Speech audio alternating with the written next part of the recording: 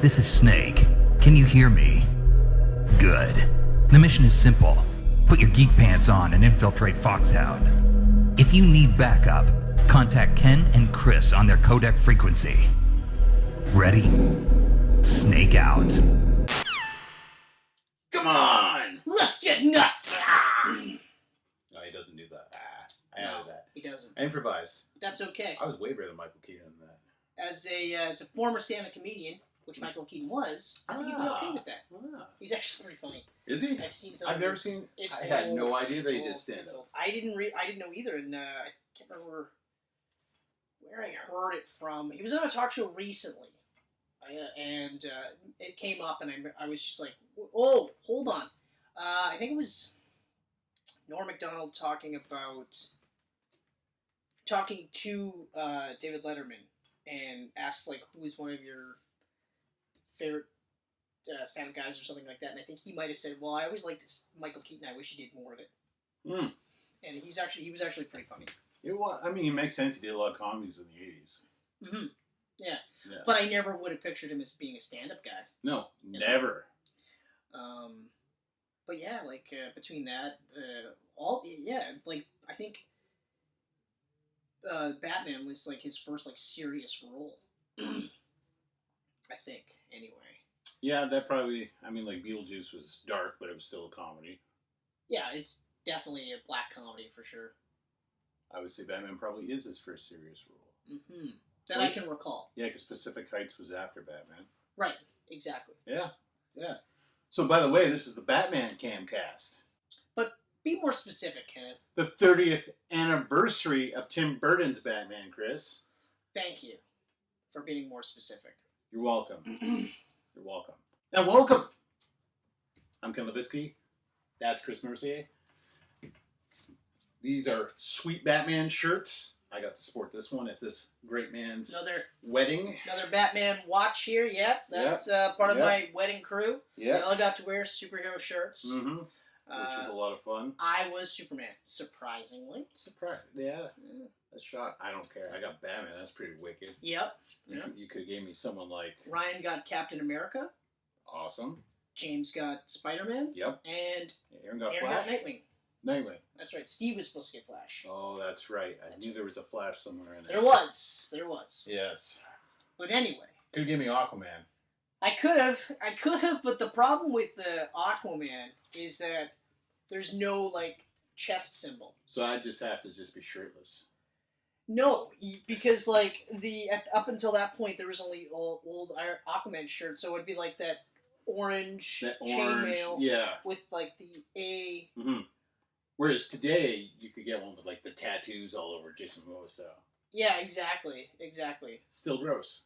Yeah, those shirts would have been bad. Although now, because after Aquaman, and you have that glistening gold chainmail, then you can bring that shirt back again. Yeah, so, that's wicked. Oh, man, that was so cool. That was so good. I know we're doing Batman, but we got to do a quick aside, because we've done this before. We've done Aquaman talk. We've done it on the Camcast, but I still can't get over... I love Aquaman. I bitch about trailers saying too much, showing too much, I should say, but I am 100% glad that they showed that shot of him in the costume. In the trailer? In that trailer, like, when he does that thing where he just fucking puts the trident down. It was a love-hate thing, right? Because you were like, oh, why would you show that? But thank God you showed it. Exactly. Because, like, if they would have not showed that... loved the surprise. Yeah. But at the same time, I was fucking pumped. Because it looked awesome. And especially because you know that Snyder was the guy that was saying, well, we can't do that. Yeah. We can't do that. That's why, like, in Justice League, they did that weird, like, green, almost dark orange... weird thing that I get what they were trying to do, because obviously people freaked out and like, what the fuck, we don't want Aqua Drago. We want Aquaman. Yes. And he's got a full like armor and stuff, and Snyder was like, yeah, you guys don't know what the fuck you want. Yeah, idiots. Yeah, like some Dennis Reynolds, like, idiots, stupid idiots. Chris, this movie's special to you because I do believe this is your first movie you ever watched in the theater. Thank you for stealing my line, asshole. Was that your opening line? Stealing You see how I rolled in there? A thief. But yes, it holds a special place in my heart for a number of reasons. First is one of the first movies I've ever seen. It is the first movie I've ever seen in the theater. Mm-hmm. The second one, Ninja Turtles. Ninja Turtles was my first. That I remember. I know Batman I didn't see in the theater because my dad bought the VHS as soon as it came out and we watched it at home. Yeah. But this one, I don't remember watching anything earlier than that. This one was actually the first time, because my mom was dating Trevor at the time. Mm-hmm. This was the first time that it was just Trevor, myself, and my brother. We just went to the theater, just the three of us. Just us dudes, you know? And I can't help but feel like it was one of those things where he did it because he knew we were into comic books, you know? Mm-hmm. And it was just one of those, like, you know, like, hey, let's go watch this movie type of thing. But that was one of the reasons why I loved it. The other thing was, it's like the first superhero movie I ever saw in the theater. Yeah. You know? Yep. And it was Batman, who I've been a lifelong Batman fan. You know what I mean? Like, as a kid, it was Batman, Superman, and Spider-Man. Those are the three growing up. And then when I got to high school, or not high school, but when I got to, like, 5 Mile and started hanging out with you, I mean, felt bad for you. Yeah, well, I appreciate that, you know. I felt bad for you because you were like me, where you didn't have as many friends. I had a pretty sweet DC Superpowers toy collection, though. We both did, actually. Yeah. That was one thing that I had was that, but the other big thing was that, actually, no, those are the two big ones for me, but it's also an interesting movie because when you watch it later, you realize that as far as Batman movies go, it's not the best Batman movie. It's not. In terms of Batman. Yeah. Okay, like... It's a Joker movie. It's a Joker movie. Nicholson even got top billing. He got top billing because he was the top star at that time. Yeah. Okay. He also, but yeah, it is a Joker origin flick. But touches a little bit on Batman's origin, a little bit. Like his parents die. A little bit. But then his parents dying was part of Joker's origin too. So. But that's the thing where it's like that's how they tied it into it. So. And they definitely changed things, because this Batman kills people. Oh, he's got no problem killing. Not even like a flinch. Yeah, he's got machine guns on all his vehicles. Yeah, exactly. Like, people bitch about Affleck, and then you're like Raven Keaton, like... Yeah, if you want to talk about Batman killing, like, I think between the 2 or the 3 movies, Affleck's kill count and Keaton's kill count over Batman 1 and 2 are about the same. So yeah, Affleck's Batman is the most bloodthirsty in one movie, and I'm only counting the people he kills, like, outside of the dream. Yeah. Outside of the dream, because that doesn't count. No, that doesn't count. But, like, in the real world, he killed a number of people, and I think, because Batman kills over the course of Batman and Batman Returns, but it's not like... Doesn't kill it, like, I think he's only really killed maybe about 10, 15 people over the course of... Because even in the second one, there's only, I think, 2 people that he actually kills. In the second one? Yeah. He kills the big, huge guy. Yeah, with the bomb. That one's blatant, and then it's Penguin. And Penguin. And it's, like, he sets it up so that Penguin gets killed by the Penguins. Comes down close to killing Catwoman, too. Good thing she landed in kitty litter. Yeah, that's right, yeah. Mm-hmm. But anyway, I'm not going to get bogged down into Batman Returns. There'll be some Returns talk, but this is very much just a 1989 Batman episode. Yeah. Right away, like, okay, so very much, this is like, I like it because it's a gothic movie. Yeah. It's a gothic take on a gothic character. It's very dark. It's not a funny movie. There's a couple little comedic, like, liners, but, I mean... It's coming down to... It's kind of the same sort of take with Joker, with, like, Heath Ledger's Joker, where you're laughing at the things that Joker's saying and doing, but it's like, oh. You're not like, this is like Mark Hamill's Batman, or Joker in the animated series. You know, you're very much like, okay, like, I really shouldn't be. You're pretty fucked. You know, like when Joker's looking through Vicky Vale's portfolio, and he's just like, nah. man. Then you see like the dead body type of thing. And he's like, but this is art, and you're like, oh yeah, that is so. What is wrong with you? You know, like it was just man. There's quite a bit of that, but you're right. Jack Napier. Yeah. So like, I do like how right away they hint at the Bruce Wayne origin story with like right at the beginning. They got the kid with his parents. They go to see the theater and they get mugged, and you're just like, oh. And you get the greatest line of the whole movie, and one of my favorite lines out of any movie to this day. Have you ever danced with the devil in pale moonlight? That's later though. That's later. In this scene, this is where the muggers like they take the money and the pearls and stuff, and they're up on the rooftop, and they're talking about Batman. Oh, okay, you're talking about the other kid. Okay, not the Bruce Wayne part. Yeah, not the Bruce Wayne part, but they mirror that. Yeah, they make you think right away that that's what's going to happen. Yeah, okay. And then they have that wicked scene where you've got not CGI, but an animated view over top where Batman has got a silhouette out. Then it shows him walking into the light. That's all animation. But they did it so perfectly that if you didn't know it was animation, you might not figure it out. But I was like, man, that's really, really cool. And they just do that scene where he beats the fuck out of one dude, grabs the other guy, holds him over the edge of the building, and then he goes, I want you to tell them everyone who I am. And they are like, who are you? Like, I'm Batman. Yeah. You know? Such an husky amazing whisper that he does. He was the first Batman. Yeah, he was the first guy to change his voice with the cowl. Yeah, exactly. Michael Keaton. And I believe that was his idea, too. I don't think it was in the screenplay. I think it was his idea. Like, I'm and Bruce then Wayne. Conroy did it I'm right like away. this famous guy in Gotham. Why wouldn't I change my voice when I'm Batman? Yeah, exactly. Like otherwise, everyone's going to be like, Bruce Wayne's Batman. Yeah, like literally one person, like Gordon has to bump into Bruce Wayne once to go, hey, wait a minute, hold on. We got to talk because I think you're Batman. Yeah.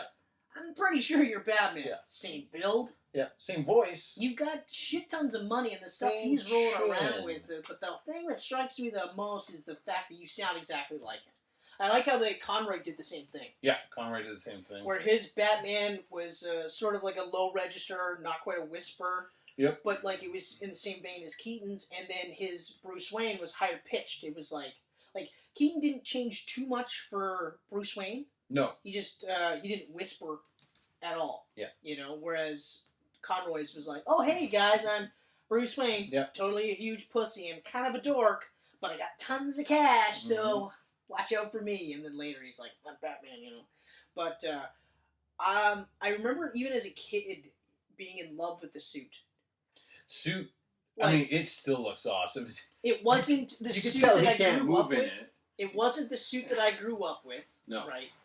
But I instantly loved it, even though the bat had feet on it. Which I thought, like, to this day, I was like, I remember even as a kid, I was like, I don't know about the feet, but everything else I thought looked great. Like, the black on black, it looked phenomenal. You didn't realize that he couldn't move until he got older. Yeah. It wasn't until you got older and you were starting to, oh, wait a minute, because you're right. Like, there's definitely, like, RoboCop stuff where if he's fighting this guy, and then he's got to, like, go here to fight this guy, you know what I mean? Like, that costume set the precedent for all the live-action movies.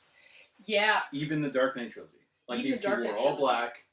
Exactly. Now, the original Batman costume, it's funny because even though it's a latex costume with, like, latex muscles, it still looked real. Like, it looked very practical because the gloves looked like they had gauntlet-style armor on it.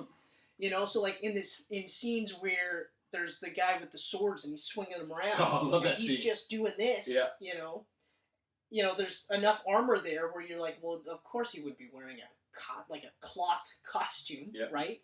And even that design influenced the way they had Batman look in the comic books later on, because then they started to play around with the fact that, like, yeah, it's a cloth shirt, but he's got armor underneath and stuff like that, like, depending on the artist or whatever. But, like, the boots, same thing. The boots looked really cool. Like, everything about it was really cool. And I liked how there was literally just the yellow around the bat symbol and then the yellow belt. And then he had all these, like, really cool gadgets that in 1989 looked just future enough futuristic enough where you're like, okay, we're not there yet. Yeah. But we're right around the corner, right?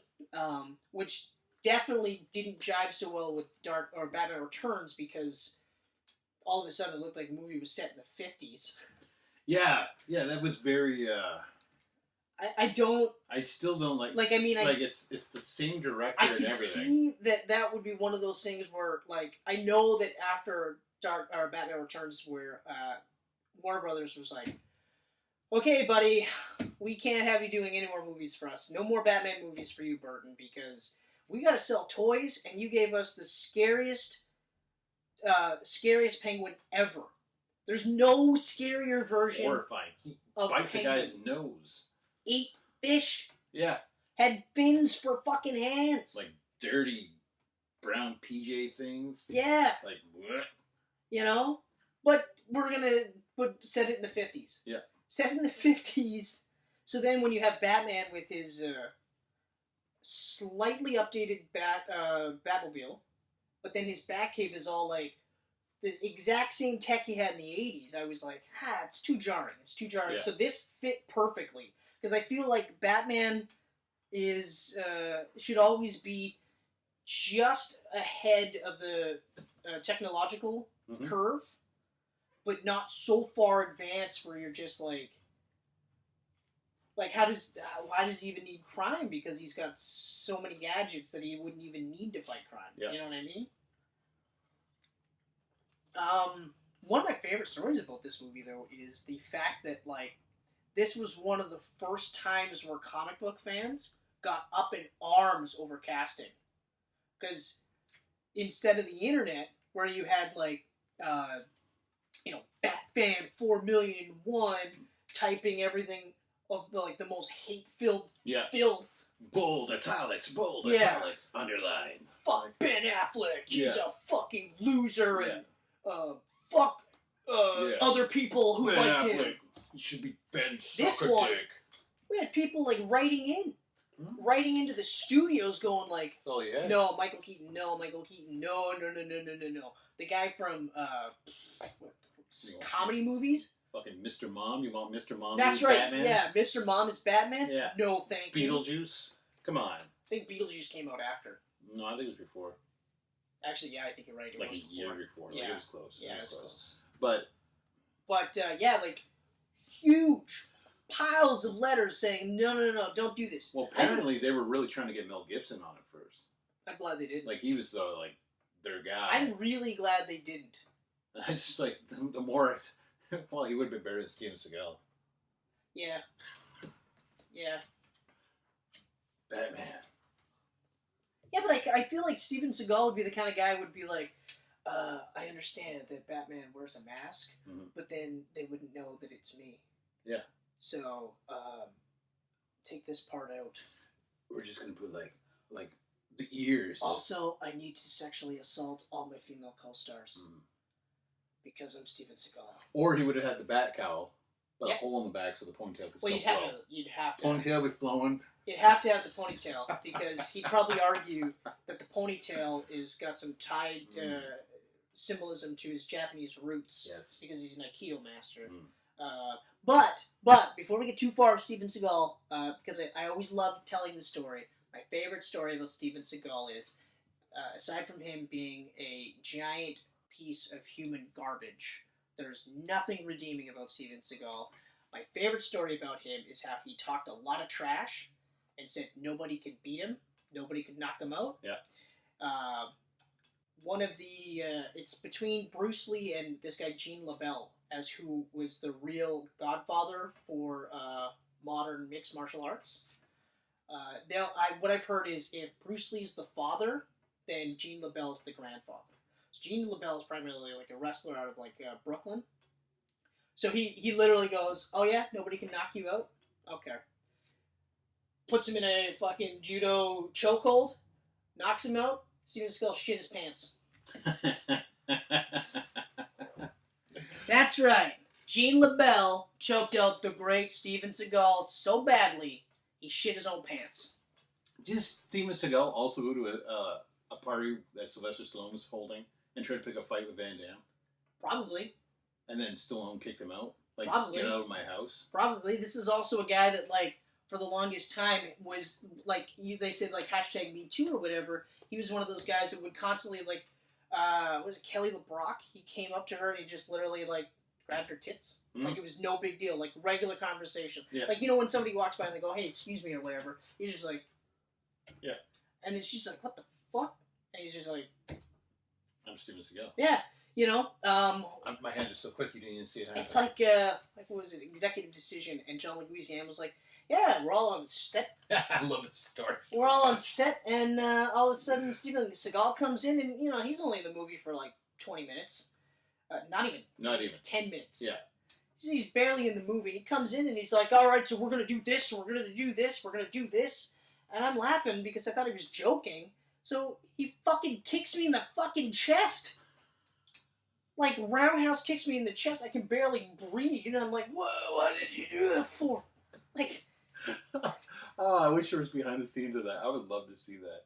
But I actually like that because it's, like, the first time we actually hear about him being, like, fucking crazy. Yeah. Now we hear all of it. Oh, yeah. All the horrible He's nuts. stuff. Like I said, a sexual predator, sexual assaulter. That's Steven Seagal. Mm-hmm. Point blank roundhouse kicks John Leguizamo. Doesn't even, like, say, hey, man, put your dukes up, I'm going to fight you. Yeah. He just kicks him because he's laughing at him. Because I would laugh at him, too. I'd be like, what the fuck, man? Did you read the script? Yeah. You're not the director. Get the fuck out of here. I'd eat a kick for that Kurt shit. Russell sitting in the corner just having a cigarette, not saying a word. Yeah. He's the star of the movie. Yeah. Literally, like, Snake is sitting there just like, I don't want any part of Oh, this. wow. You kicked that guy. Yep. You know, he's in the movie longer than you. Well, at least you're only on set for a day. Yeah. But yeah, so, like, all the guys that they because, what was it? Like, they also wanted Schwarzenegger. Yeah, they wanted, like, Stallone. all those big action stars. I thought I even heard, like, Eastwood was at one point thought for it. But, I mean, who knows? Who knows? Oh, no. Eastwood was for Darren Aronofsky's version at one point. Oh. He was an early front runner for that one. That'd be really weird. But that whole take on it was really weird. Yeah. That was one of the weirdest Batman takes I've ever seen, or ever heard of, where he would have had him be like an amnesiac, and Alfred would be like a mechanic that he started to work with. Like, it was all just really weird. They did have a Black Robin in this take, just like they had a Marlon Wayans signed up for Robin for this movie. Oh, yeah? Yeah. Yeah, he actually... for the first movie? For the first movie. Really? They're going to have Robin in it? They were going to have Robin in it, and it was going to be Marlon Wayans.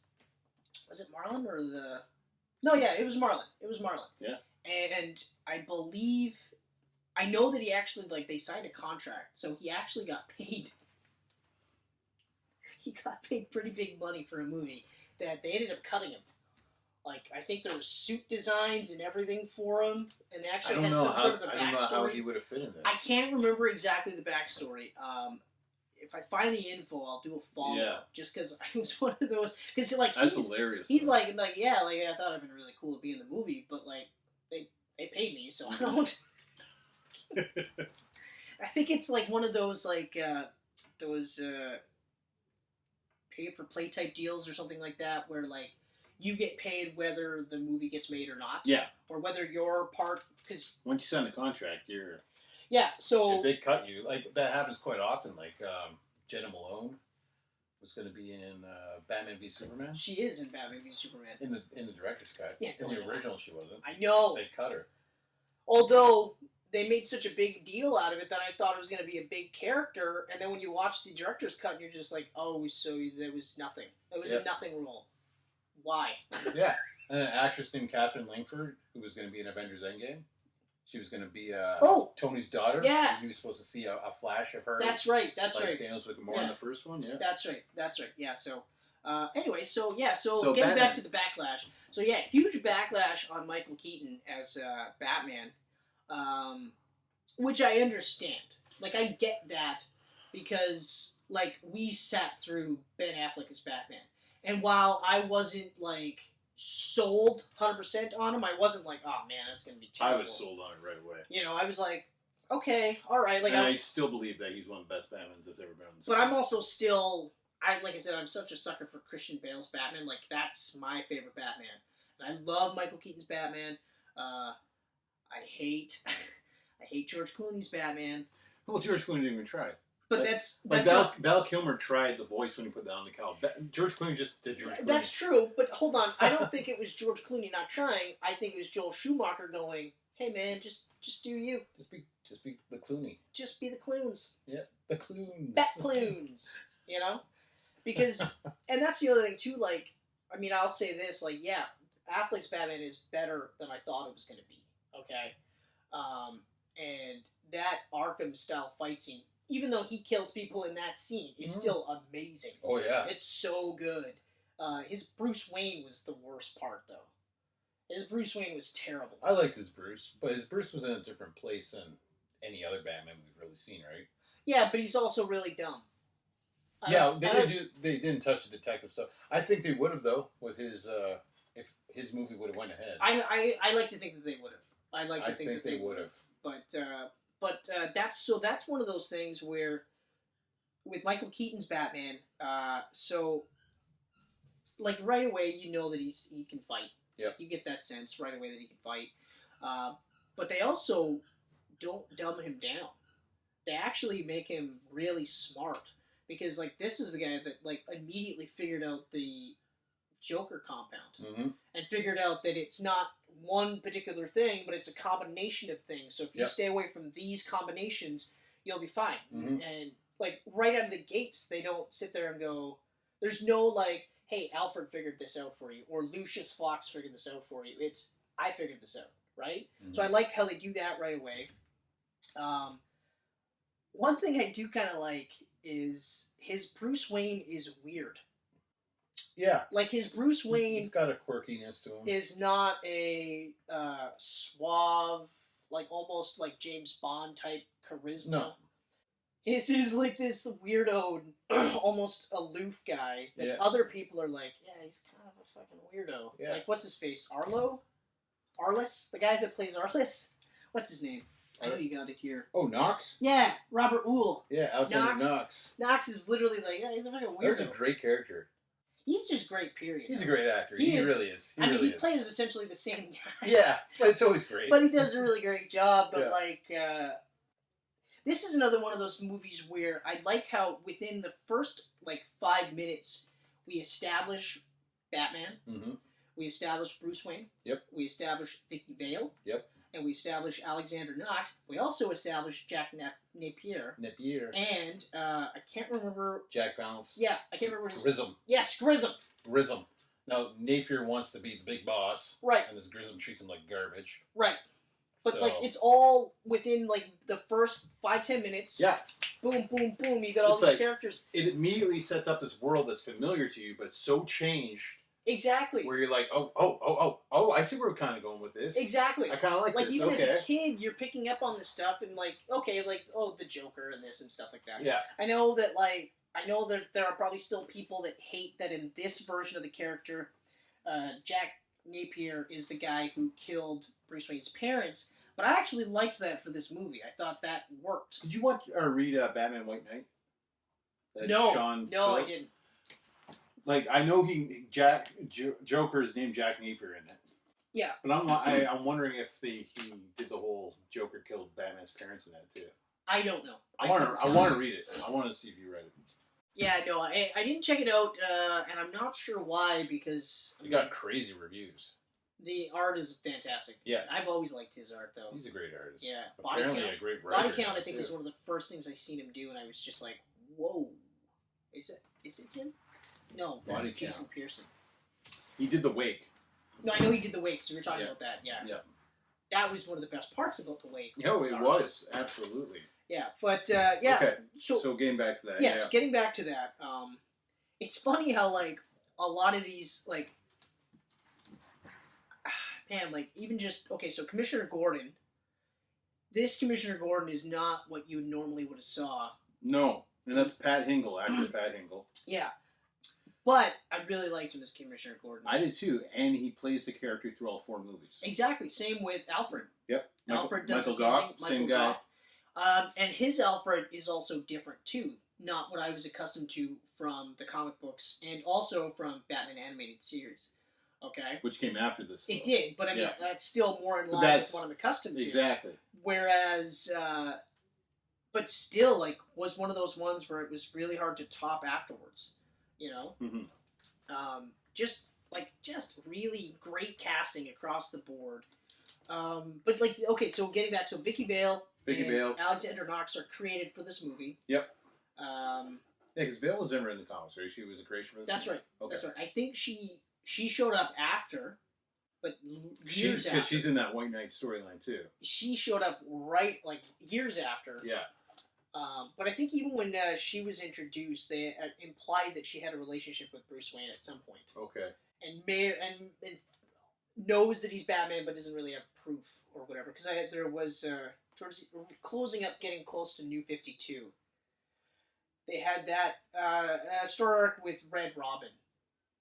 Okay. Where he was trying to figure out a way to get her off the scent of Batman because she was really close. Like, she was pinpointing and she knew names of, like, Nightwing and Batgirl and Red Robin, and he was just like, fuck, she is close. Yeah. But anyway, yeah, I mean, Kim Basinger was alright in this. I mean, she was decent. She screams a lot, pretty much through the whole movie. Yeah, but, like, I mean, unfortunately, that's what she was written for. Damsel in distress. That's basically her part. Yeah, like, she's written right away. She's written as a tough reporter. Yep. And then immediately, she's treated like a damsel in distress. Yeah. And that's, unfortunately, it's signs of the times. Yeah. That's, you know, and it's unfortunately, too, where, because this is 89, so this character now has been around for, like, 40 years at this point. 89, 30. 30. Right. 30th anniversary. That's right. Mm-hmm. That's right. So, but you're also... This was also a movie that was marketed for comic book fans and men. Okay? Oh, yeah. So they didn't really... Like, even... and kids, because they had a great toy line. Yeah, but, like, boys. There was none of this was for girls. None of this was even thought that girls would like this. Why would girls like Batman? Yeah. Why? Even though that's insane. Dark gothic take on it. But, like... If they wanted to do, like, a similar vibe with Lois Lane, they should have just watched the original Superman movies, because, yeah, she is a damsel, but she's also a damsel because she's going past where she should be. She's going to try to get answers. She's in the middle of these things and has to be saved by Superman, whereas, like, she's a part of this, but she's a part of this because of what she does for a living, like the photography that she does. She doesn't do anything to drive the story. Mm-hmm. It's like Joker falls in love with her.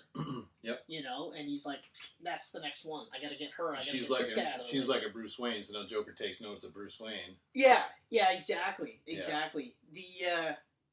I almost feel like kind of got a little bit off the rails. I like that there is the duality, because you have Joker create Batman. Yep. And then Batman create Joker. Yep. So you've got that nice little loop.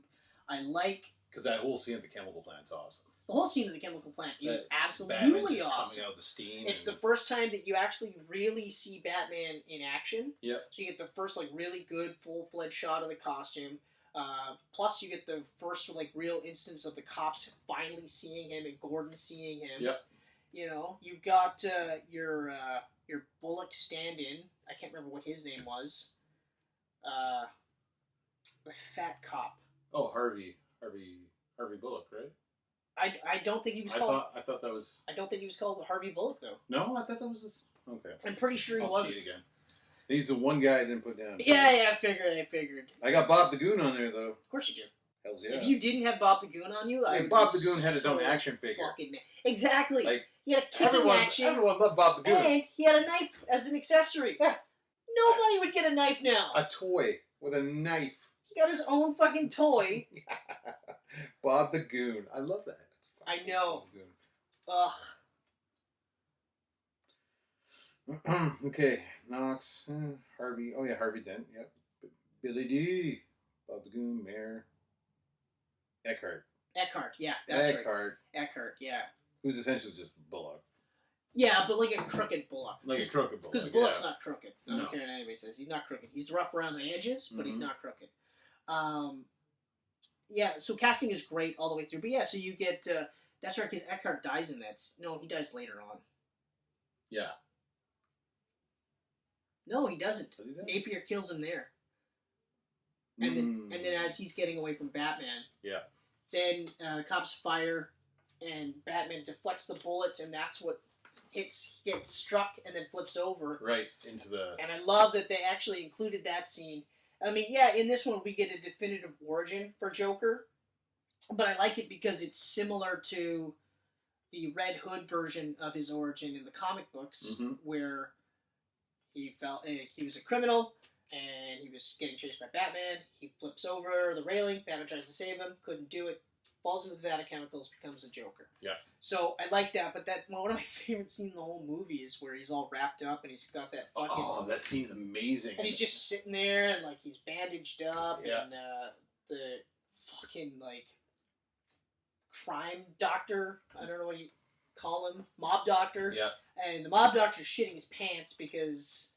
there's only so much he can do, and he's literally just like... He knows that his face has this permanent smile on it now. Yeah, and he's just like, mirror, you know? And he's just like, well, you have to understand, like, I didn't have all the necessary tools. He's like, give me the mirror.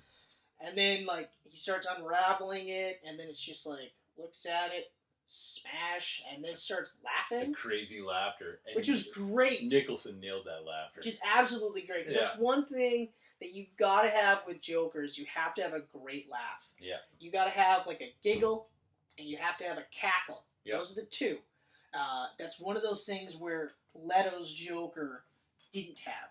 He had he had a good, like a high pitched, he had his cackle. He had his cackle was good, but it was his giggle and his other laughs that he. It was more of like a weird grunty sound. Right? Yeah. It was just one of those where, like, and don't get me wrong, I wanted to see more of Leto's Joker. I really wanted to see what they were going to do with him. Me too. Because aside from the tattoos, I got a heavy, like, Scott Snyder Endgame vibe. Yes. Because the way the hair was done, and even the fact that you got to see him in a tux, which I was like, oh, that's so cool. So he looked a lot like that version of the Joker. Yep. And I always felt like Snyder did a really good Joker. And I thought, like, if they were going to mine that would have been really good. But I would have wanted to see more of that. Mm-hmm. The gangster aspect, I didn't care for so much. But, like, when he was being Joker, like, when he was trying to save Harley, those aspects, I wanted to see more of that. Yeah. No, me too. But anyway, so this one here, like, if you watch the movie, you really will. If you don't feel like this is a Joker movie, then, okay, good for you. Yeah. But this is a Joker movie. It's a Joker movie. Yeah, there's a duality. There's a fair amount of Batman, but it's very much a Joker, like, it's a Joker from beginning to end. Movie. It's like, it's showing you, like, his younger years, his before Joker, his during Joker, the end of Joker. Like, it's got his whole lifespan. His whole lifespan. He goes through a girlfriend. Yep. You know, kills her. She kills herself. That's right. She kills herself. Because she can't live with what he's done to her. It gives her the smile. But the twisted artist aspect, I thought, was a really interesting take on Joker. Yeah. You know? Like, as a kid, it's... because when you're a kid and you're growing up with Batman, you're watching the Batman TV show. Yeah. And you're reading the Batman comic books, and they're still very much in that, like, kiddie phase where... Or you're watching Super Friends, actually. Yeah, yeah. So, right, you know, all of those things, so you're getting a really, like kid-friendly Joker. Yeah. Which is fine. So then when you get now a Joker that's, like, gassing people, killing people... A news reporter? Oh, the one where he had the quill? Yeah. Yeah. She dies on the screen. Remember? Oh, sorry, that one there. Yeah. And she falls down. The big smile. First person that he kills is As her. a kid, that was horrifying. It is still horrifying. When she falls on the ground, she's a big smile. I was just and then like the level of prosthetics that they were using. So it's like prosthetics, but it's also like a weird like wire setup that they had. But even like Nicholson without the white and green, like just with that smile, got the makeup on, you're like, that's horrifying. Yeah. Like, that is so creepy. You know? But, like, this, I feel like this is one of those where they had reined in Burton enough to produce like a great gothic movie, and sure, like he took liberties with the character because Batman shouldn't be killing. And even in Batman Begins, like when he doesn't have to save him either, okay, you're still. Yeah. I know Nolan wanted to make it seem like his Batman never killed, but that was his one rule he would never break. But it's like, dude, you killed him.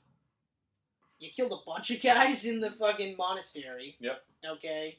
Because not everyone got out alive. No, that place burnt down. There was explosions, for fuck's sakes. Yeah. You know? They actually showed the Ra's al Ghul stand-in dead. Yeah. Okay? Alright? But anyway, so this one here, he's a lot more lax on the killing, but he's also, like I said, like he's smart. He's incredibly capable as a fighter. Mm-hmm.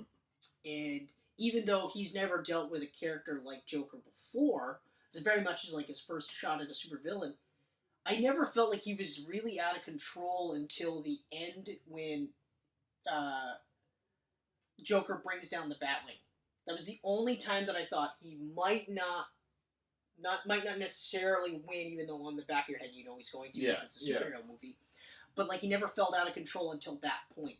Because that's also the part where he's actually screaming as he's trying to shoot Joker, right? So he's losing it there. Yep. The only thing that I've actually realized now, and after watching this and just thinking about this now, is the sequence where they're going up the tower. Yeah. Okay. Is an oddly long scene. It is. And it kind of does. It's a weird. It's a weird placement because it's at the end of the movie, so it should be at the climax. So you should be like, ah, my God, you gotta fucking kill him or stop him or whatever. But instead, it's like, yeah, I guess you gotta go up a million stairs, you know? And it's like going up each stair instead of like grapple gun, fly up, right? It's a weird place, and I don't like it. I don't like it at all. It's a weird sort of like pause the movie scenario. You know what I mean? Mm-hmm. Other than that, like, I mean, aside from it not being really a Batman movie per se, it's still a really good movie. It's a really good movie. Like I didn't watch it again before this, but I watched it probably a couple years ago. Yeah, I've been the same boat. I watched all 4 of them, and it was after doing that where I made the final decision: I'll never watch Batman and Robin again in my life. Oh yeah, no, I can't. Yeah. I don't think I'll watch Batman Forever either. I'm done with that. I don't think Forever I can rewatch. I enjoy aspects. I enjoy enough aspects of Forever. I don't enjoy enough aspects. But we can save that for another. We'll save that another for day. Another day. But no, this is so good. Like he gets the Batwing is in this. And then you get the awesome show of the Batwing from the moon. That's so cool. And it comes down. First of all, they got the big parade with all the balloons. First of all, no. We got to touch up on this first. One of the coolest versions of the Batmobile ever. Easily. Ever. Iconic. So great. Instantly iconic. So fucking great. Yeah. And even just that was well thought out too, because this giant boat of a vehicle. Yeah. And one of the first things they have, like Burton has him do, is shoot out a grappling thing so he can hit tight corners. Yeah. I thought that was awesome.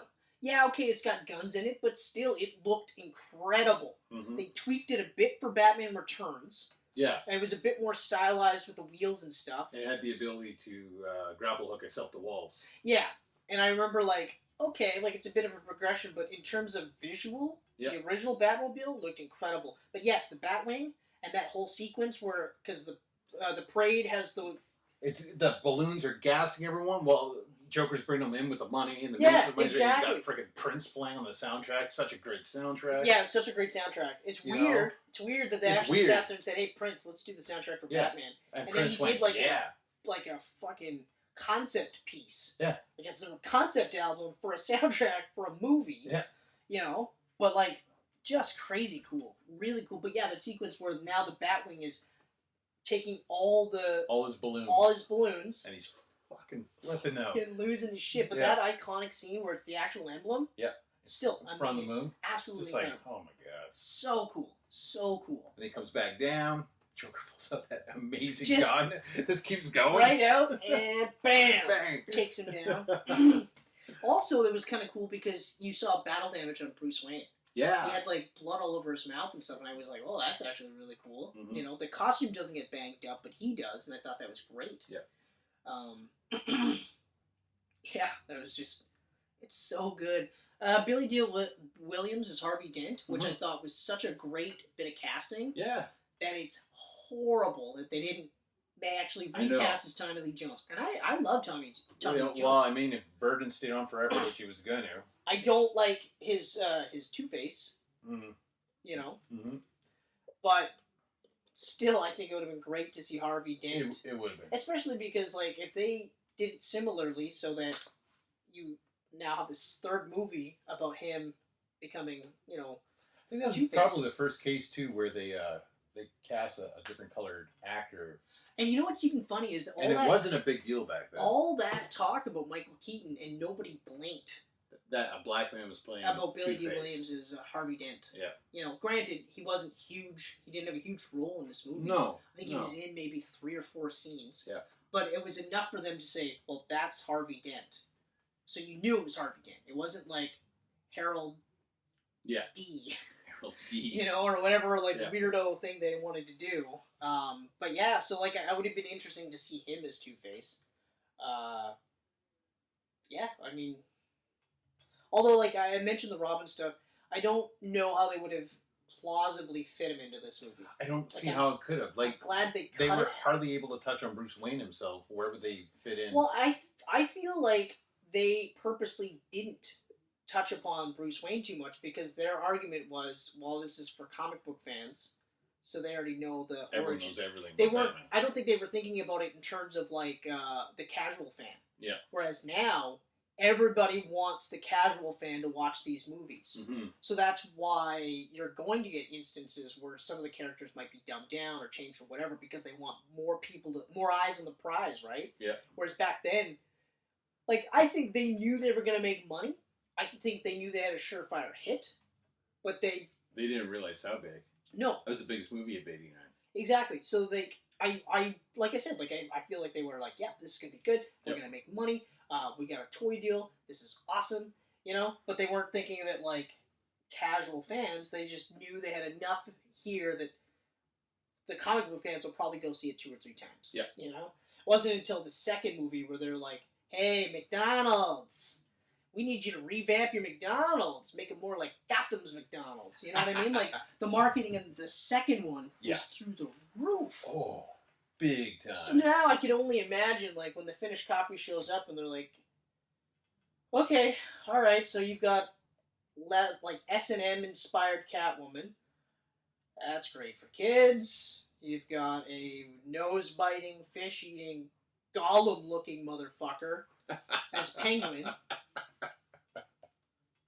Okay. Yeah. You have a scene where you actually electrocute a guy till he's a skeleton. Mm. Oh. Yeah. Oh. Yeah. I mean, sure, we had a similar scene in the first movie, but come on, man. Like, we partnered with McDonald's. Yeah. And we want more toys. But back then, I mean, like, Although, that wasn't a big deal. Like, how old were you in '89? 89? I was 7. Right. And your brother was even younger. Yeah. And you guys are watching Batman in the theater. It's rated PG-13, and it's pushing that PG-13 hard. Yeah, no, I feel like today Yeah. it wouldn't be PG-13. No, I think that probably be a rated R. Because, movie. like, you had blood, you had like, it's more violent. full-on killing scenes. You Yeah. had, like, because there's that scene where you had Joker during the day. He had his makeup done where he had, like, the little, and he was in the tails and stuff. Oh, yeah, yeah. He goes, today we find out that the pen is truly mightier than the sword, and he whips it right into the guy's murders the fucking guy. throat. Yeah. Broad daylight. They don't cover that up, so No. you know he's dead. Plus all the people that Batman full-on kills with guns and stuff when he destroys base chemicals. It drops all the bombs. Yeah. Yeah. So, like, I don't know. It's still a really fun movie to watch. It is a movie that when it comes on, I will rewatch it. I'll rewatch it. I will Absolutely. record it if it's like halfway through. Like, it's not like Batman and Robin or Batman Forever. Like, those are really, like, Batman and Robin or Batman Forever there are some redeeming stuff for it. Like, I would probably still rewatch that, but Batman and Robin is the biggest, horriblest pile of garbage. There's nothing redeemable about it anymore. As a kid, I could find some aspects, but even as a kid, I was like, this is not good. No, I remember we saw Batman Forever together. We did. Batman but I saw Batman and Robin with my brother. Exactly. That's right. I watched it with my brother. That's right. The only real thing that I enjoyed about it was that they were actually leading into Nightwing. Yeah. Because they changed his costume to literally be like Nightwing's costume with a cape, except that it was red. And I loved that, because I'm a huge Nightwing fan. Mm-hmm. And at that point, I think Nightwing had his own book at that point by Chuck Dixon and Scott McDaniel. Yeah, it was probably kicking off around the same time. Yeah. So, I mean, I really liked that idea. Although I think about it now, I'm like, that red and black was probably what influenced New 52's version. Yeah. Which I hate. I hate that costume. Oh, yeah. That red and blue, or black Nightwing costume is horrible. Horrible. No. Yeah, Nightwing should be blue. I don't, like, not only blue. that, you know the reason why it was blue? That's Robin Egg's blue. That's what that is. Oh, yeah? Yeah, that would be right. So, Robin Eggs are blue. Robin Egg blue. Yeah. So that it's now, yeah, sure, he's standing on his own, but he's a little bit darker to emphasize the fact that he was born and raised by Batman. But he's got the Robin Egg blue to emphasize the fact that he was Robin at one point. I was like, this is genius. Fucking ridiculous that suddenly you want to go red. Ugh. Every former Robin has to have red, right? Yeah. Thankfully, they brought him back to the blue. Even though Is he still Rick? As far as I know right now, he's still Rick. So he's not really in his Nightwing costume. That's so ridiculous. And yeah. It's going on forever. Yeah. That's got to be, what, almost 2 years now? No, I think it's about a year. Really? About a year. Feels like it was a lot longer ago. Well, because in like DC Rebirth or whatever, he went back to a newer version of the old costume, and he had, I think it was about, I want to say almost a 2-year run before they did this arc. Yeah. This arc has taken a while though. Like I haven't even looked. I check in just to see if he's still Rick. Oh, he's still Rick. And they're still doing that thing where it's just like, you know, Rick doesn't really want to be a hero, but are the ties to the past too strong to hold him down? Will he be Nightwing again? And you're like, every month it's the same fucking thing. So, yeah, no, I can't. And like I said, like as soon as they did it, I was like, it's going to go two ways. It's either going to be like undone completely when the new writer shows up, or they're going to keep some elements and make him like a new version of Dick Grayson, where he's got a little bit of a harder edge, but he's still kind of like Dick Grayson. And I'm like, Dick Grayson with a harder edge doesn't work. No. You know, it's like Spider-Man. It's like Spider-Man when he's no longer Peter Parker. Yeah. Right? And you're just like, you can do it in bursts, but it can't be that way all the way. Yeah. Because the reason why Dick Grayson is such a well-beloved character is that he really is that cross between that Superman idealism with the training and the darkness of Batman, and that whole purpose of him is like battling with that darkness and being like an optimistic guy. Yeah. That's one of the reasons why I think season 2 of Titans is going to be even better showcase of Dick Grayson because he's in a real dark spot right now. Have you seen it all? Oh yeah, I watched it all. Oh, okay, yeah, I've watched it all. Yeah, so he's in a really dark spot. Well, he's part of Trigon right now, right? But so out of that, and I can't wait to see their take on the Nightwing costume. Because that Robin costume is sweet. It's a sweet costume. And I also like how Todd's Robin costume is different. Mm-hmm. You know, just different enough. Yep. And I was like, man, that's so great. And Todd was great in that show too. Like, I really liked that character and how they wrote him. Mm-hmm. Fucking swearing and beating the fuck out of people. Yeah, like just a dirtbag. Yeah. And you're just like, and of course, like Dick's like, yeah, no, I get it. But at the same time, he's like, I fucking hate this kid. Yeah, you know. Shit. But yeah, so. Like I said, the only thing that really kind of is a minus is the fact that it is a Joker movie. But everybody's firing on all cylinders. Oh, yeah. You know, like, everyone's great in this movie. The writing is great in this movie. I don't really feel like there's any plot holes by any means. I mean, you probably could if you really were looking, but... I think, yeah, I guess you could. You could. I don't have a real problem with it. Yeah. Sorry. That walking up the stairs scene. That's the only other one. But that's like. Yeah, that's just a matter of editing, right? That's one of those new things that I came across that I was just like, it is kind of really dumb, and it shouldn't be that long. And you're right. Like it should be, or like, why wouldn't he just like? Okay, so they send the bell down. Yeah. He sends the bell down. Yeah. Right? Oh, no, the bell comes down because Batman's already up there. That's right. That's right. But, like, I mean, why would he take that? But once he gets up there, it's great. Then it gets right Joker back to puts being on the awesome. glasses. You would have hit a man with glasses or a guy with glasses. Or even when he's fighting the other guys before Joker. Yeah. And he's like, he he comes gets up. the crazy story, the flipping.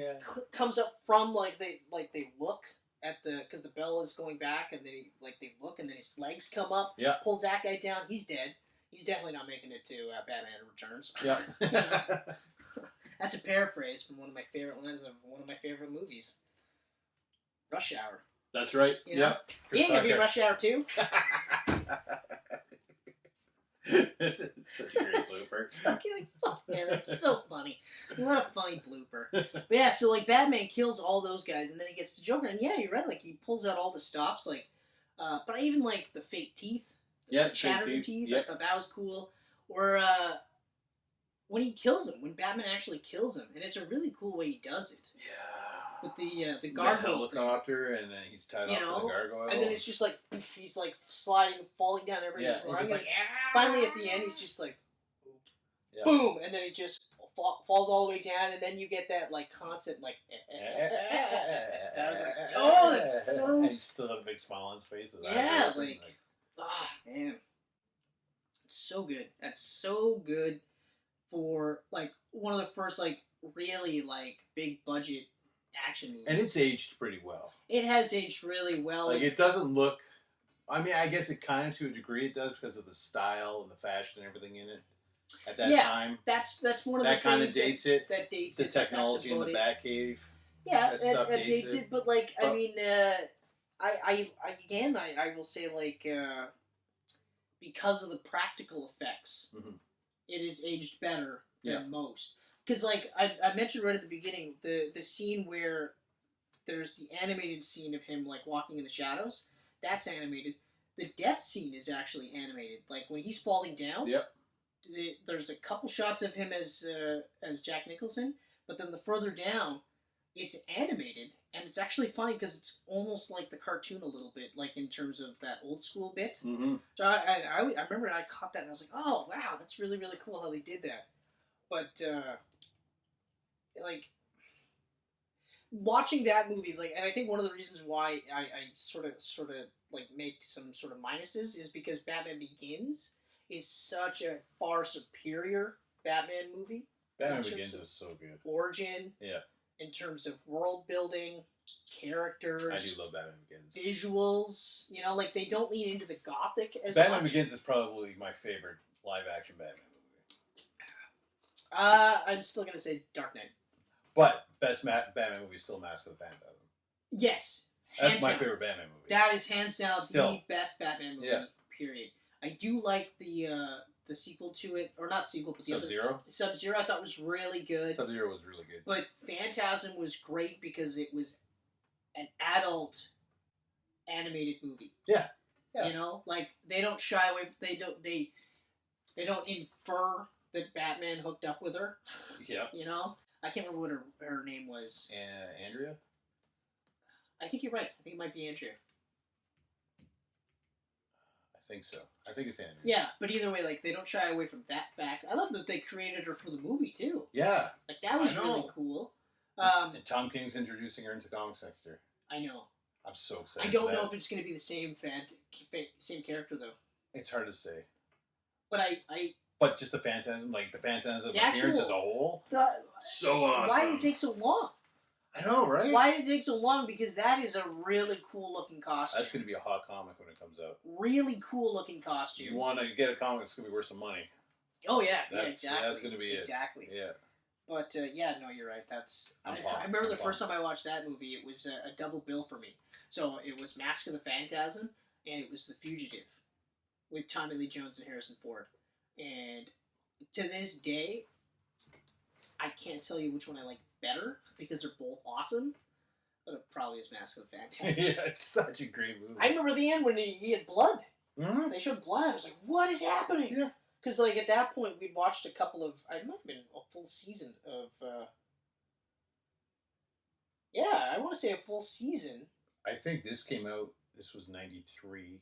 So animated series was 91, so it'd be 2 seasons. 2 seasons, and we're also talking like full seasons. Like this is 22 episodes. 93, yeah. You know what? Massive Phantasm was my birthday movie at the theater. That's right.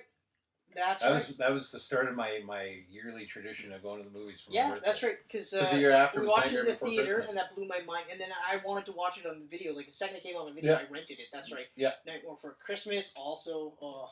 Yeah. So good. Yeah, I could go back and look at every year from 93 on and be like, that was my birthday movie, that was my birthday movie, that was my birthday movie. Oh, yeah, that's right. Three Musketeers. That was another birthday movie. Right, that would have been before Mass then. So it started in 92. Yep. Oh, Three Musketeers was so good. Yeah, it was really that was good. Such a good really such good. a great cast. Like, the chemistry between all four of them. Chris O'Donnell, what's his Charlie face? Sheen. Gerard Depardieu. No. No? Oh, no, that was the other one. That's the Man Musketeers. That's Man in the Iron Oh, Mask. that one, yeah. That's no, right. this was Kiefer. Yes. Charlie Sheen. Yes. Oliver Platt. Chris O'Donnell. Yeah, that's right. Chris O'Donnell. That's right, yeah. And Tim Curry was the bad guy. Yes. With Michael Wincott. Yep. Great cast. Yeah, great cast. Great cast. I don't know. I got one more thing to touch on. Okay. Danny Elfman's score. Oh. Which is the Batman theme to this day. Yes. Like, that is the Batman theme. No, it's animated for me. No, I think it's that Danny Elfman one, man. They bring I it gotta back. re-listen to it. They bring it back so often. Like, wasn't it used in the Arkham games? Didn't they touch on it in the Arkham games? I couldn't tell you. Okay, you know what? You broke, so I'm gonna break. I feel like it's been used, but holy crap, that theme is so good.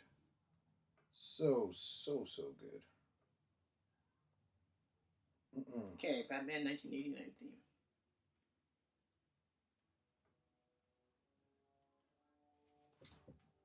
Oh, great, I'm going to get another copyright strike.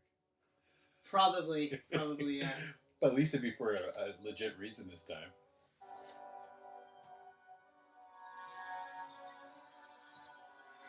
It's so good. Yeah, actually. It's so good, man. that's a... I think that is the Batman theme. Like, I love the anime series one, but Danny Elfman's will always be the first that comes to mind. No, that's Just right, that because growing that orchestra. growing, and actually in my head, I still feel that growing in my head. Like, I feel like the... Like, and then when it hits, it's like... Yeah, that's right. Yeah, and I remember they tweaked it a bit in the second one, but I was like, yeah, the first one's better. Yeah. That's right, yeah. But then again, Danny Elfman is usually pretty good. He's usually pretty good, but he doesn't have a lot of range. I feel like a lot of his themes, you can hear aspects repeating themselves. He's not like... I remember in Justice League, I was not impressed though. Yeah, like John Williams and Hans Zimmer. Yeah. These are guys that write themes and these they are sound artists. different These every are time. Artists. Yeah. Elfman, I mean, he was the Oingo Boingo guy, right? Did he have a band called Oingo Boingo? I think he did, yeah. Before he became a composer? I think you're right. But just having a band name called Oingo Boingo doesn't mean anything. No, but I mean, there's a band out there called Oingo he started off in a band though. He didn't get into it as a composer, and that's where these other guys are. Yeah, that's true. Yeah, right? Those guys were composers. Yeah, like this is their gig is this. Yeah, exactly. I think he just kind of fell into it. Mm-hmm. He knew the right people. Well, I think Burton, right? I think he started with Burton. Yeah, I think so too. Because he did Beetlejuice. I was just gonna say he did Beetlejuice, and he definitely did Edward Scissorhands. He did Edward Scissorhands right after Batman. Yep. And Sleeping Hollow. And I think pretty much all. I was gonna say because even Meet Ed Wood, he was doing the score for that as well. Big Fish, he did that one. Yep, Big Fish was good. The Planet of the Apes, Burton's The Planet of the Apes. That was also a good movie. I liked it. I mean, I liked the practical apes in it. I liked the practical apes in it. I liked the actors that they got for it. Mm-hmm. I liked that. I even liked the twist ending. Yeah. You know, because you can't redo. It's kind of a crazy ending. You can't redo the ending where they find out it's Earth because everybody knows that ending. Mm-hmm. You know what I mean? Yeah. So then they do like a weird time travel thing where it's like, well, how do the apes take over, right? I thought that was great. I actually would have liked to see a sequel. Although I'm happy with the current crop of the Planet. Oh yeah, they're awesome. Ape Planet movies are. They're so good. Fucking crazy. So good. Yeah, exactly. So good. So good. So good. So good. So good. So good. I can't wait to do a camcast on that one. Yep. Really can't. Add it to the list. Hell yeah. Well, we gotta get to 1 million, right? So we'll get there eventually. Exactly. I mean, I got nothing but never time. ending. You got nothing but time. Mm-hmm. I mean, we can only get copyright strikes so many times, right? Yeah. So many times by weird companies in Spain that immediately write back and apologize to me and put our videos back up. Are you serious? Oh, I wrote them a nasty email. Oh yeah. Fist of Doom style. Nah, that's only fair. Yeah. It's only fair and it's only fitting. Yeah. Suck my dick. And on that note. No, there's no. Here's a note. Here's a note. I will say that movie did actually influence the crop that came after that. Oh yeah. The problem was, and again, like studio interference, we talk about that. If it wasn't for the internet now, we would have heard more of it. But Batman Forever with Schumacher was definitely studio influence, but not as much. Because, they still kind of retained a little bit of that darkness. Because Burton and Keaton were both signed on for number 3. Right. But I think they were talking about doing a prequel at one point. Like, Burton was saying, or not Burton, Keaton was saying that they might have done a prequel, like a younger Batman. Maybe. But I know the plan was to have Harvey Dent in it. Yeah, that's for sure. That was he was building to it, so. Yeah. I can't remember, why did that fall through? I think studio interference wouldn't pay them. Oh, wouldn't pay. No, it's because of it is part and parcel with the deal that they had with McDonald's, the Happy Meal toys, plus the toys in general, and the fact that Burton went bonkers. You know what I mean? Like you forget about the 1950s setting of it, right? Yeah. But like I said, you had the S&M inspired Catwoman with a fucking whip, which, while amazing and awesome, to know that she did that in one take with the mannequins, that's incredible. But you also had, like I said, this ghoulish freak fucking Penguin. Yep. Which I've never seen an iteration like that since. Even Max Schreck was creepy. Yeah, but it's Christopher Walken. He kicks Selena out the window. Have you ever seen Christopher Walken not be creepy? Well, yeah. But I mean, Walken is Walken. When have you seen him not be creepy? I don't think he's creepy all the time. Just look at him. Just looking at him. When is he not creepy? Blast from the Past. Super creepy. He had those thick 40s glasses, buzz cut, haircut. He looked creepy. It's creepy as the Sleepy Hollow with the fangs. I love that movie so much. It's such a great movie. I love that movie. That's easily in my top 5 for Burton movies. Oh yeah. It's so. Oh. Well, if we were to do a top 5 right now, it would be. Yeah, I mean it's fitting. It's Batman. So what's if we do a top 5 right now? It would have to be, well, in no real particular order, but Beetlejuice. Yep. Sleepy Hollow. Okay. Nightmare Before Christmas. Okay. He was only a producer on that. Oh, I didn't know that. Yeah, he didn't direct it. Still. That's a Burton movie. Still. Tell me it's a Burton movie. It's 100% a Burton movie. I feel like it's like when they go, well, the latest crop of Transformers movies, Michael Bay only produced, and then you're like, oh yeah, he only produced? It's a fucking Michael Bay movie. Yeah. You got lens flares, odd angles, this weird circular thing where you're looking at their dicks from the ground up. It's a Bay movie. Tell me it's not. Okay. Okay, so. Okay, well then I guess I could take that one off the list. Yeah. Yes. So then, hold on. So it was. I also really like Edward Scissorhands, though. I love Edward Scissorhands and I love Beetlejuice, but they wouldn't be my top 5. Big Fish. No, see, I liked Big Fish a lot, but I haven't watched it in enough times. You know what? Big Fish is my favorite Tim Burton. I know that one is. We saw that in the theater. Mm-hmm. It's an amazing. And film. I remember, I think that was your birthday movie too. Because I remember saying very well been. I was trying to think because I was like, yeah, I don't know, Ken, I don't know if it's really good, and I think you might, but it was your birthday movie, so it was like, I think we're gonna go anyway. Yeah. I'm literally gonna go year by year now and write down my birthday movies. You're gonna have to. I'm gonna have to. Sorry, go. So Big Fish. Yep. Batman Returns. Yeah. It used to be Batman One Over Returns, but after we watched it a couple years ago, I prefer Returns now. Yeah, Batman Returns is the better of the two. Yeah, so Returns. Even though that weird period piece setting, it's still the better of the two. Yeah. Because it feels more like a Batman movie, you know? It really does. But, okay, so... So that, Batman, and then, fuck, I had it a second ago. I was thinking about it. Batman, okay, so that... Fuck, I lost it. What, Meet Ed Wood? No, it wasn't Ed Wood either. Sleepy Hollow. Right, Sleepy Hollow. Yeah. And then Big Eyes. Big Eyes. They did a couple years ago with Amy Adams and Christoph Waltz. Did not watch that. Amazing film. I'm going to have to watch that. Yep, amazing film. I am going to have to rewatch That'd be my top 5 Tim Burtons. Sleepy Hollow is amazing. Number 6 is Beetlejuice. Yeah, I don't know how Beetlejuice doesn't make the cut. I love Beetlejuice, and same with Edward Scissorhands. I love them, but they don't have the. Well, Edward Scissorhands for me. For me. Edward Scissorhands for me. You're right. Like I said that because like once you knock off one of my picks, then I'm like I'm starting to grasp a bit. Yeah. But it's a rewatchable movie, but it's not like Beetlejuice I can watch like any day of the week. Mm-hmm. Any day of the week and be like, fuck yeah. Scissorhands, I'd have to be in the mood for it. You know what? I'm talking about Beetlejuice would probably be a touch above Big Eyes. Well, just because I could watch it more often. That's what I was going to say. And that's when I look at it, like, my favorite movie of mine, and because, like, I watch movies, and I rewatch movies. Yeah. Like, I am fucking a rewatcher. Like, crazy. To the point where sometimes even I'm like, you don't have anything better to do than to rewatch this movie that you watched a million times? Adrian hates rewatching movies, and that's the hardest thing. Michelle's the same way. Michelle will be like, I have to watch it when just she's in bed. rewatch this? And I'm like, yeah, you're right. She goes, this is too fresh in my mind. I'm like, we haven't watched this in 5 years. Like, I still remember it. Yeah, it's either like Michelle will remember it or forget anything about it, but feel like she doesn't want to watch it type of thing. Yeah. You know, okay, fine. That's fine. Fine. Yeah. I don't know. Yeah. Yeah. Although I keep saying Ed Wood, but I've never watched Ed Wood all the way through. It's good. Of course it's good. It's like good. he had a stretch where it's cool. Really, it's all in black and white. It's yeah, really, exactly. Like he had a nice stretch where like he really couldn't make a bad movie. Yeah. Frankenweenie.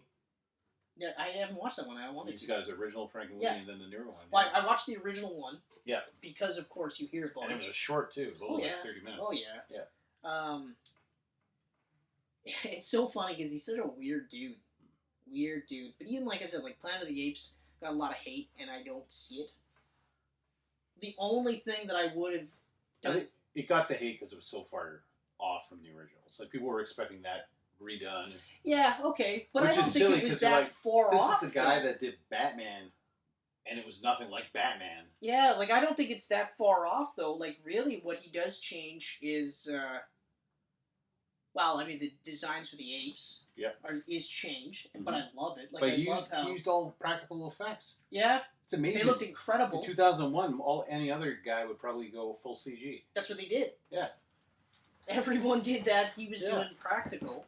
Guys in suits. Even, like I said, the only thing I personally would have done differently was I would not have stunt casted that model. Oh, yeah. Yeah, because that was stunt casting. And the argument was... I forget her name. No, she was trying to act at the time. She was in Driven, that Stallone race car movie. Still. You're trying to act or acting. I don't remember her name. I think it was Estelle. I think you're right. Or Estelle. Giselle or something like that. I don't know. But anyway, I wouldn't have stunt casted her. The other part that they got the flack was because he kissed Helena Bonham Carter's character. Right. And bestiality. Yeah, they're like, bestiality. And I was like, I mean... They didn't bang. Is it? I mean... And it's not like he tongue-fucked her mouth. He just kissed her on the lips. You've been watching Star Trek and people kissing aliens for years. Nobody blinks when, like, Kirk bangs a green alien. Or, I know. Or the fact that they always play it like aliens would have, like, humanoid parts. Yeah. Like, every female has a vagina. Whereas she's a gorilla, she will have one. She will for sure have one, right? Or no, she was a chimp, though. She was a chimp. A chimp, yeah. Because it was it Ving Rhames? He was the... no, Michael Clark Duncan. Or Michael Clark Duncan, that's right. One of his last rules. That's right. Because they had the gorilla as the enforcers. Mm-hmm. And then, you had chimps, you had orangutans, and you had... Tim Roth was awesome as the villain in it. Or he was a chimp, wasn't he? He was a chimp. He was a chimp. That's right. He was. He was the bad guy. So good. Bad chimp. He was so good. Fuck. That was a great movie. Yeah. Yeah, I think all I would do is not do the stunt casting with that model wannabe actor. Because what has she done since? Nothing. Fuck all. I think that was it. If she... I don't think... She did. It was like small... She disappeared. Yeah. It was that early 2000s where she was in a bunch of things and then poof, gone. Yeah. So, I'm not sure who I would have cast in that role, but I definitely would have done stunt casting. Because it was stunt casting, because they made a big deal of it. Yeah. And I remember just being like, okay. Yeah. So, yeah, I mean, I can see Burton now being more hit and miss. Now he is. But I think it's partly because of who he is as a director, as a person, and the studios. He's so into, like, this. He's more kid-friendly now than ever. Doesn't he like, have kids? back when Batman was released, you'd think it would have been more kid-friendly, or was it? Yeah, but doesn't he have kids now? He's probably got grandkids by now. Yeah, so, like, I mean... He's been married to Helena Bonham Carter for years. I don't even think they were married. I think they were. And I think they actually... They might be divorced now. Or no, they were married forever. I think they are officially divorced. Yeah. But they're still... I've heard they're like, they live side by side. He still stars in all his movies. Yeah. Like... Yeah. Because he did Alice in Wonderland. He did Dumbo this year. That's right. I remember Alice in Wonderland. I did not like. Disney things now. I did not like Alice in Wonderland. Dumbo looked alright. Dumbo looked alright, but I was never really a Dumbo fan, so... I liked all the movies as a kid. That said, the fact that it's got Michael Caine and Danny DeVito in it again is pretty exciting. I know, it is. So I'll probably... I don't know about exciting. It's a Batman Returns reunion. It's not exciting, but it's cool. Michelle Pfeiffer has been replaced by an elephant. Too bad they didn't get her to voice it, eh? That'd be great. That'd be fucking funny. That'd be really funny. Okay, why is this friggin' elephant purring? Yeah, no kidding. Yeah, exactly. Like, oh, okay. Alright. I do have to agree, yeah. Returns is the better of the two Burton Batman movies. Now it is. Yeah. As a kid, I always thought the first was the best. So did I. But I think now it's more or less because it's a Batman movie. That's what exactly it. Like, it is Batman, a Batman movie. I'll always take a Batman movie over a Joker movie. Yeah. Hence why I probably like Batman Begins more than Dark Knight, because it's a Batman movie. But the only reason why I give that I say nay, Kenneth, is because we had an entire movie of setting up Batman as a character. Yeah. Right? Yeah. So now it's okay for you to... And that's the other thing. They're still establishing Bruce Wayne and Batman and that duality and him wrestling with being both at the same time. Yeah. But it's not a focal point anymore because it doesn't have to be. Now it's just part of his character, right? So then you can do a big thing on Joker, because Spider-Man 2 does the same thing. Mm-hmm. Spider-Man, we built up Spider-Man and Peter Parker and that whole thing. So now all we do is we just hammer it in and say, no, it's still a problem. Yeah. His life isn't any better because he's Spider-Man. But now we can also say, but this is also a Dr. Octopus movie. Because you could argue that that's a Dr. Octopus movie more than a Spider-Man movie. They just blend it really well. Yeah, it's well blended. Yeah. X-Men 2, same thing. We've already established all the core X-Men characters. Yep. We hammer it home. It's the same core, just a little bit different because it's a little bit more removed. Mm-hmm. Now we can introduce these new characters. Yep. And everything's okay. It's a Stryker movie. See what I mean? Your argument is... out of there! That was a good hit. Yeah, that was a fucking good hit. That was a good one. Yeah, and I'm right-handed, so I don't know how that happened. I don't know how that happened. Luke. Well, I'm done with Batman. How about you, man? I will say one more final thing. Excellent shirt. Oh, thank you. Thank you for purchasing for me. You're welcome. Also, excellent shirt. I also purchased this shirt. Good for you. Yeah. Round of Batman shirts for all. I'm waiting for the Nightwing version of this one to be back on the website. Which you already own. You just want to rebuy it, right? No. Oh. No. It's this, but blue. Oh. And then it's still distressed. Yeah. So it's the same color blue. Like, it's not like Robin's Egg blue, but it's like a navy blue. Yeah. But other than that, gray, this, that, I'm waiting for it to just... I got it on a notification. So when it's back in stock, when it's restocked, I'll just... Boom! I don't care. I'll buy it. I don't care. Shipping $100. Ouch, that hurt. Okay. The Nightwing is actually... That one will be a lot easier to replace. Yeah. It's the Winter Soldier one. That's the one you were talking about. That's the one, and I actually thought that they would re-release the shirt because of Endgame. But no. Yeah, sure, he's only in it for 5 minutes. But he's in it. And it was awesome that he did it, too. Mm-hmm. Like, they were doing a kill mission, so he did not want to wear his red, white, and blue Captain America suit. He was wearing his stealth suit. So I was like, that's genius. That's genius. Genius. Alrighty. Hey, can we be seen on YouTube? Yes. Can we be seen on Facebook? Yes. Can we be seen on Instagram? Yes. Can we be seen on SoundCloud? We can be heard on SoundCloud. You can be seen on SoundCloud because you do have a little bit of a picture. There's a little image. A little thumbnail. A little thumbnail. Yes. Same with iTunes. That's right. Because we can also be heard on iTunes. Yes. And then seen on Twitter. Yes, always on Twitter. I tweet. You tweet. I tweet. Yeah, you tweet quite a bit, actually. I'm a tweeter. You're also an Instagrammer as well. Yes, I got to keep it up. You're one with the kids. I got cool to be. I am not. We're not on Snapchat. No. I'm going to try to never do that one. That'll be a weird one. Yeah. It'll be a weird Today we're going to film the whole video with this dog filter. Yeah. Rough, Chris. I guess it would have to be like a Batman filter. Yes. Or something to That'd be cool. That. Yeah. I went on Snapchat once when they had a King Kong filter. Oh, yeah? Actually, recently when they did the gender flip. Oh, yeah, I did that one too. Yeah, I look like my Auntie Linda. Okay. And shout out to my aunt because she watches all our videos. She tells me this every time. Oh, really? She watches them all. Thanks for watching every single one. Even with the F-bombs. I love you. You're the prettiest aunt ever. Right back at you. So, that's the 30th anniversary Batman episode. Again. I'm quite happy with it. 30 years. Yeah. Damn, we're getting old, man. You know what's funny? Because you're like, how old were you when you watched that movie? And this is how I did the math. I was born in 82, and it was 89. Yes. Instead of subtracting 30 from my actual age. Just figure that out. 7. I was 7 because I'm 37. Well, I'm turning 37. But you did think it was 40 years ago that it was released. Yeah. Which was interesting because you were born after that. It was close enough, though. You're rounding. You're rounding by decades. Yeah, I'm not even sure. And that's good. I fucked up. That's good. Okay, I fucked up. I'm human. All right. I'm not a perfect man. I don't know. I don't even try to be damn close. I just try to be good. That's it. You're like Dick Grayson. Yeah, I would say. You're the Canadian Dick Grayson. Yeah. I don't know why we have to bring nationalities into this. I could just be the real Dick Grayson.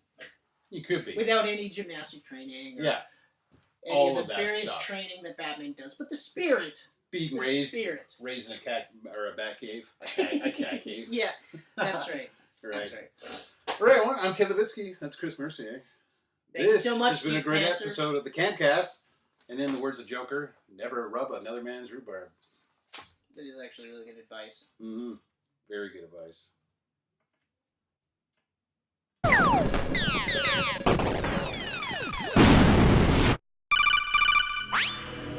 These pancakes are delicious.